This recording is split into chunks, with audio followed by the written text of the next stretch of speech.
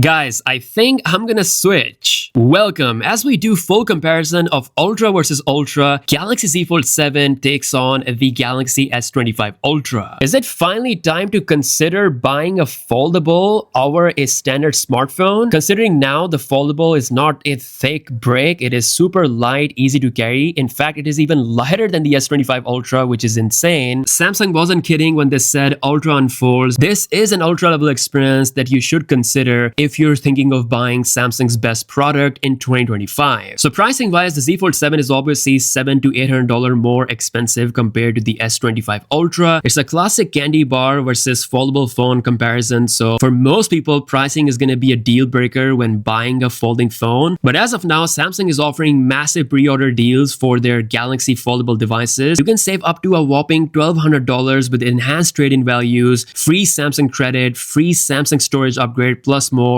Definitely check out the links in the description. I like how Samsung tries to make the upgrade easier for their customers, but then again, we need to compare them side by side to decide which one is the true Ultra. For the first time ever, Samsung's foldable device is actually lighter than the Galaxy Ultra flagship phone. Fold 7 is around 217 grams, while the Galaxy S25 Ultra is 218 grams. Although the Fold 7 is thicker, coming at 8.9mm, but when you see them in real life, they kind of feel very similar. Obviously, when you open the Fold 7, it becomes even thinner, coming at 4.2mm. We also now have a wider 6.5-inch outer display, which is still not as wide as the display of a standard smartphone like the S25 Ultra, which has a 6.9-inch screen. It's still wide enough to use comfortably, plus it can transform into an 8-inch tablet, which is again the most killer feature of a foldable. This is probably one of the big reasons why I want to switch, because standard smartphones, as good as they are still standard smartphones, and there's not a lot of ways you can make this form factor fun. It's still going to be a standard phone, whereas foldables provide something exciting, which is of course transforming from a normal phone into a full-fledged tablet. Plus, the display brightness are equal to the S25 Ultra. Under the hood, we have the same chip, Snapdragon 8 Elite, with up to 16 gigs of RAM. However, with the Fold 7, you get Android 16 out of the box, meaning it will have one more major upgrade over the Galaxy S25 Ultra, which came with Android 15 out of the box. While there is a software edge, obviously the features are very similar. This is One UI 8 on the Fold 7 versus One UI 7 on the S25 Ultra. Pretty much the same Galaxy AI features all around, so no difference there. However, because of a bigger screen, it is exciting to use all these features on this bigger display. Now let's take a look at the camera. We finally have an ultra level main camera on the Fold 7, which is similar to the S25 Ultra. This 200 megapixel sensor promises up to 44% better performance in low light. It's a huge upgrade over the 50 megapixel sensor of the last generation Fold 6. With that being said, Samsung's best zoom setup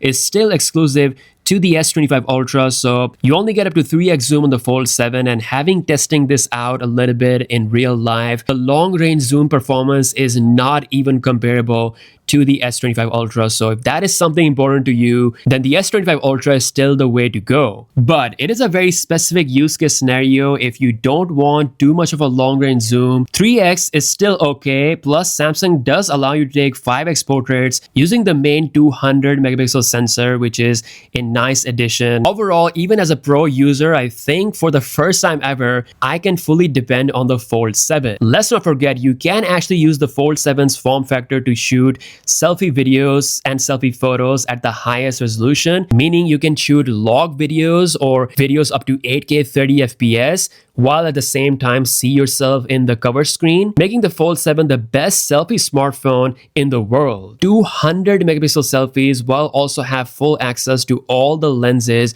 with the cover screen. This is still one of the most clutch features of having a fold phone. Now, what's not really clutch is the battery. So while we have 4400 mAh cell on the Fold 7 and 5000 mAh cell on the S25 Ultra, Samsung still promises a battery improvement on the Fold 7 thanks to the Snapdragon 8 Elite chip. And so far in my usage, the battery performance on the Fold 7 has been very satisfactory. Again, I'm still in the process of testing it out. With that being said, I still think that the S25 Ultra will obviously have better battery life. Again, it is a standard smartphone. Now, there's one thing that can decide which one is the true Ultra for you, and that is S Pen. Galaxy Z Fold 7 actually does not not sport S Pen, which is something you get with the S25 Ultra built in, if that is important to you, then S25 Ultra will be an easy option. I feel like Samsung has done this deliberately because they made the Fold 7 too good. They had to nerf it somehow just to make sure that the S25 Ultra has that exclusive S Pen feature. I don't know, that's just my opinion, but personally speaking, I'm not a huge S Pen user, so although it's nice to have it and I wish we had it, but I would personally go more towards the foldable form factor and its advantages